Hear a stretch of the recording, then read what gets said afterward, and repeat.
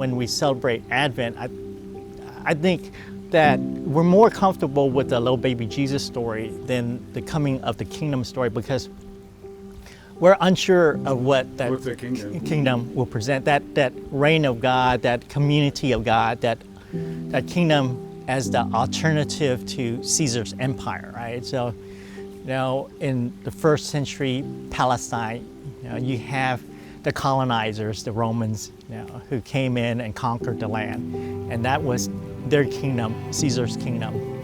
And Jesus was forming this alternative to Caesar's kingdom. And that's why he was such a threat to people in power, because he was overturning this idea of what kingdom was, especially for those who were powerful and privileged. But yeah, you have these two stories of. But that was then. That doesn't have anything to do with anything now. No, that has nothing to do with now, because we don't have those economies of privilege, right? Now, there is sort of this, sense of, okay, what's going to happen when Jesus' kingdom comes? Are we going to be scared? Are we going to wonder what's going to happen to all of our toys? Is Jesus going to take away our car, or the suburbs? And so I think a lot of times with Advent, when we celebrate it, whether in churches or individually, to reflect upon like the meaning of the season, I think a lot of times people are more comfortable with the little baby Jesus, the birth story, than the coming of the kingdom. But in reality, the Gospels tell a very different story. They paint a different picture, because the birth stories are the stories that are scandalous. To have the king of this kingdom being born in this stable, is a preposterous thing for some of the people in power. For example, the religious priests, the Sadducees, who were aristocrats who owned land. They expected their Messiah to be someone who was wealthy, just like them. We choose our leaders depending on who we want to be, right? Our vision of what we want, and that's how we choose our leaders, right? Again, that has nothing to do with anything presently. But anyways, the birth stories topple that. And so we get in Mary's story this teenage girl who's pregnant, who has to bear this burden of carrying a child who she doesn't know the father. She knows it's from God, the Holy Spirit, but like she didn't have like the intimate sexual relationship.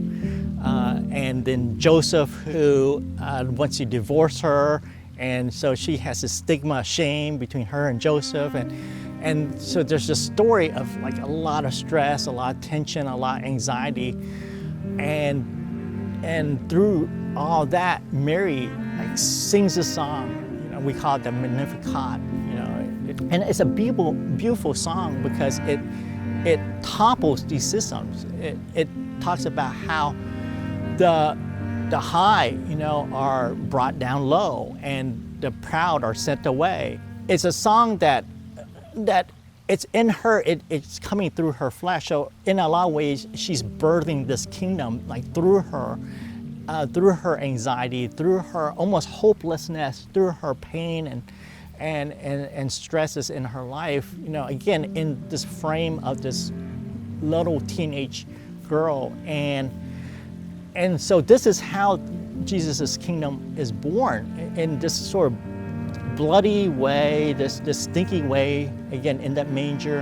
And like all the stories, especially in Luke's gospel, is centered around people who don't have, this realized hope yet. They're searching for it, they're yearning for it, but they are walking this journey to see this reality take place in their lives. And so you have the story of Zachariah and Elizabeth. Elizabeth's older, and they can't have children, but they hear the voice of God, and she is able to bear a child, even though in her society she was seen as being cursed. You know, she didn't have a child, so she was looked down at. You know, she's a woman. You know, she's already looked down at. You know, she's property, and now she's cursed by God because she couldn't have a baby. And then you have the story of the shepherds who were looked down at. They were considered sinners. You know, like, you know, when we go to Home Depot, you know, and we see those people who are hanging out in the parking lots, you know, sometimes, you know, people look at them and think, hey, you know, why can't they get a job? Well, they're trying to get a job right out there. You know, they're hanging out to do that. And the shepherds are seen, you know, in the first century the same way. You know, there are people who are despised the because shepherds were citizens, though, right? They were legal. At least they were legal. They couldn't keep the Sabbath law because they couldn't leave their sheep, basically. They couldn't say, hey, sheep, just stay here while we go out to the synagogue and we rest. You know, they had to work 24/7. Like a lot of our working class here, our service industry people who work 24/7, they don't have a Sunday off, right?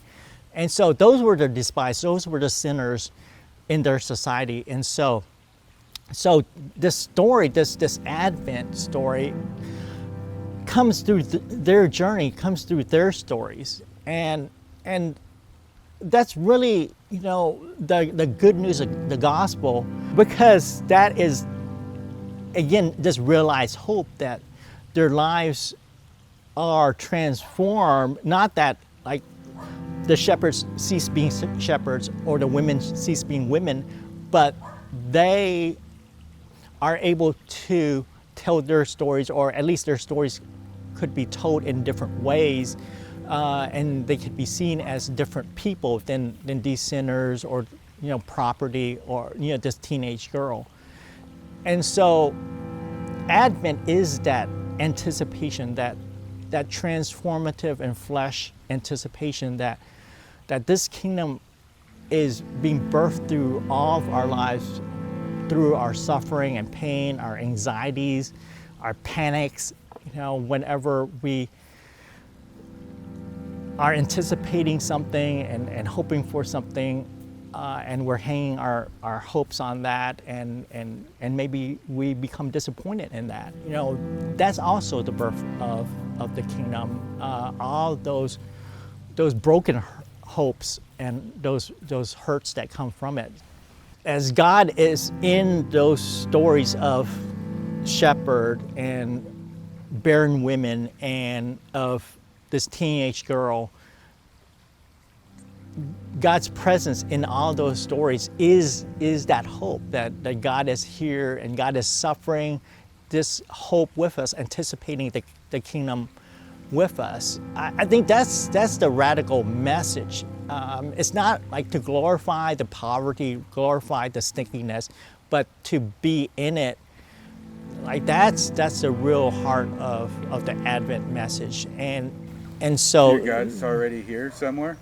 yeah, in particular, in the anxiety, in the frustration, in the anticipation, in the desire, the longing is where God is, not the lack of longing.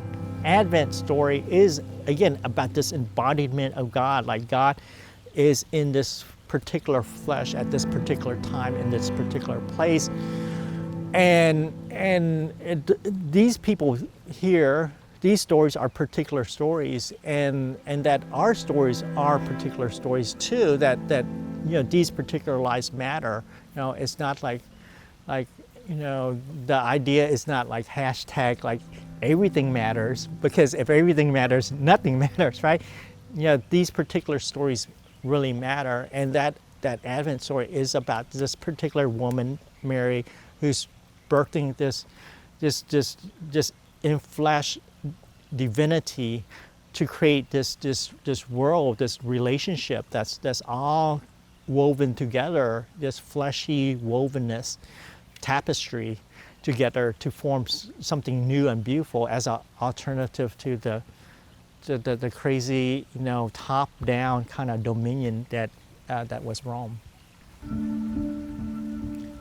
we hear and we know of like embodied suffering and those stories all the time in our lives.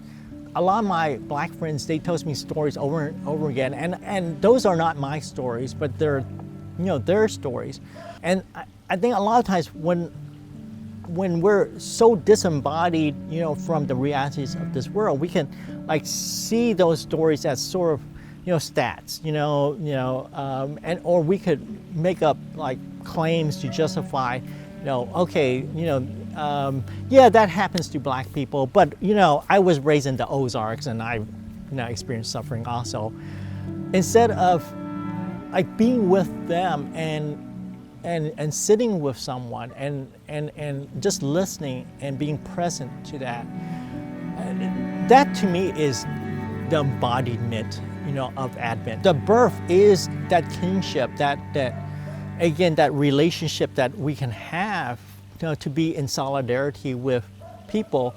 I can walk that bridge, right? I can traverse that path to meet them where they are, and in that meeting, there is that kingdom. There is that flesh birth of the kingdom. What is that embodiment, that friendship, that kinship? What does that have to do with salvation and Christmas? that has everything to do with because again, there can be no realization of that alternate kingdom without those relationships where we stand with those who are on the fringes of society, of the marginalized. If we can't stand with the demonized, Father G says, the demonizing won't stop. What are we missing out on by being disembodied? We're missing, again, that divine presence. The divine comes in those enfleshed stories. The divine doesn't come in those places of power, and privilege. The pain of having to migrate when you're pregnant, to another town, and try to find a place to have a baby. Things get birthed in the bloodiness and the pain, and the fear. All that gives rise to beauty. It's hard to have anything of beauty, without that story of suffering, of pain and hardship, of darkness. And so yeah, I mean, one can try to bypass that and get to Christmas, open up the presents and so forth. One could try to not look, at that, but then you won't get the divine. You get the semblance of something. You get a facade, right? And I don't think that's where we want to be. So it's both having that kingdom birthed through us and, feeling with Mary that pain, that hardship, right? Having to travel while being pregnant, to not being able to find a place to give birth, having the anxiety of carrying someone who is not your husband's child, all that. And at the same time, we are in Mary, we are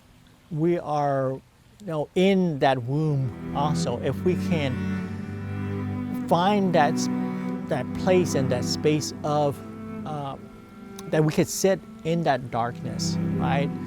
We can also be birthed anew, and find that light that we can open our eyes, But all that is hard. All that is difficult. All that is all painful. I think that the touchstones of Advent, right? Both the being birthed through Mary and also birthing this new kingdom through us. Yeah, And that's a lot. That's a lot to bear. Just like Mary had to bear those burdens, that's a lot, for anyone to bear. But those are, that's not additional burden. Those are already our burdens. Our invitation is to sit with it, to reflect on it, not to make it any more, nor not to make it any less, but to be a part of relating to it again. If more people can do that, if more people can sit with that, there would be a lot more compassion, a lot more empathy, a lot more love to the world. Because like those stories of Mary, those stories of the shepherd, they should change us. They should make us different people. Our failure to like sit and reflect on those things, keep us where we are, keep us comfortable. And so again, that's why we rather like wait for the not yet of the kingdom than be in the like the here, the now, of it.